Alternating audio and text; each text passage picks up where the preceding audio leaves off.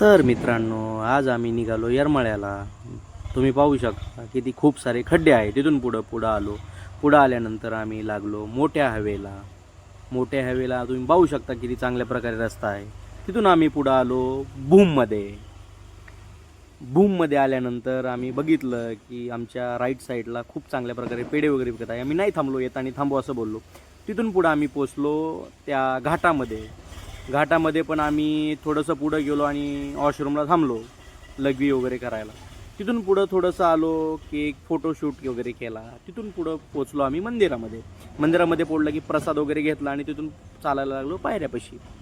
पायऱ्यापाशी आलोत की आलो वरती वगैरे आलोत, प्रसाद वगैरे घेतला आणि तिथून पोचलो मंदिराच्या दरवाजापाशी.